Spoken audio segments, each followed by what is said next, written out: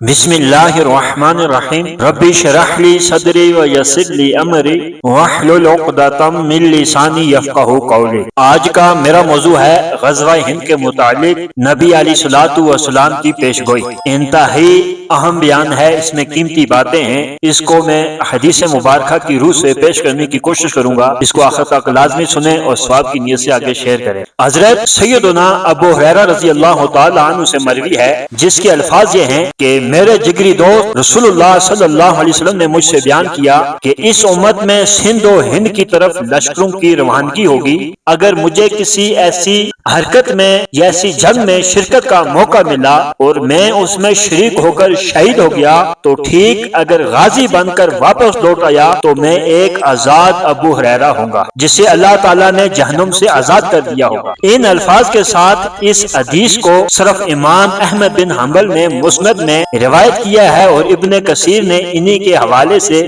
البدایہ و نہایہ میں نقل کیا ہے، اور قاضی احمد شاکر نے مسند احمد کی شرح و تحقیق میں اس حدیث کو حسن قرار دیا ہے، اور امام نسائی نے اس حدیث کو اپنی کتاب السنن المجتبی اور سنن الکبریٰ دونوں میں بیان کیا ہے۔ اور بھی بہت سی کتب ہیں جس کے اندر یہ حدیث بیان ہوئی ہے۔ اب حدیث نمبر 2 سنیں۔ حضور صلی اللہ علیہ وسلم کے آزاد کردہ غلام حضرت ثوبان رضی اللہ تعالی عنہ کی حدیث ہے۔ حضرت ثوبان روایت کرتے ہیں کہ رسول اللہ صلی اللہ علیہ وسلم نے فرمایا، میری امت میں 2 گروہ ایسے ہوں گے جنہیں اللہ تعالیٰ نے آگ سے محفوظ کر دیا ہے۔ ایک گروہ ہندوستان پر چڑھائی کرے گا اور دوسرا گروہ جو عیسیٰ ابن مریم کے ساتھ ہوگا۔ انہی الفاظ کے ساتھ یہ حدیث درجہ ذیل محدثین نے روایت کی ہے۔ امام احمد نے مسند میں، امام نسائی نے السنن المجتبی میں، شیخ ناصر الدین البانی علیہ رحمہ نے اس حدیث کو صحیح قرار دیا ہے۔ اسی طرح سنن الکبریٰ میں بھی، اور ابن ابی عاصم نے کتاب الجہاد میں سند حسن کے ساتھ اس کو ذکر کیا ہے، اور بہت سی کتب میں یہ حدیث موجود ہے۔ ایک اور روایت ہے، حضرت ابو ہریرہ رضی اللہ تعالی عنہ سے مروی ہے کہ نبی علیہ الصلوۃ والسلام نے ہندوستان کا تذکرہ کیا اور ارشاد فرمایا، ضرور تمہارا ایک لشکر ہندوستان سے جنگ کرے گا، اللہ ان مجاہدین کو فتح عطا فرمائے گا،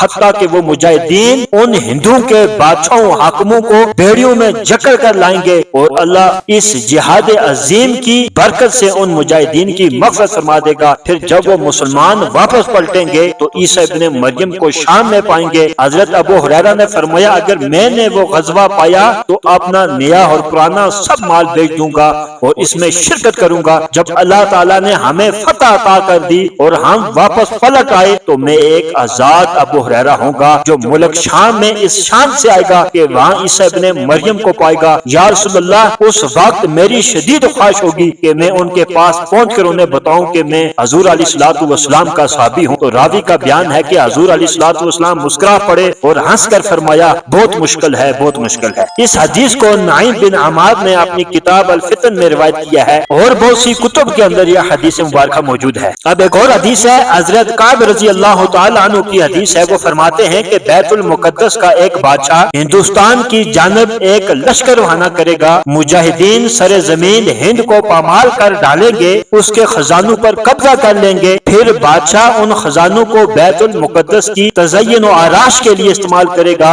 وہ لشکر ہندوستان کے بادشاہوں حاکموں کو بیڑیوں میں جکڑ کر اس بادشاہ کے روبرو پیش کرے گا۔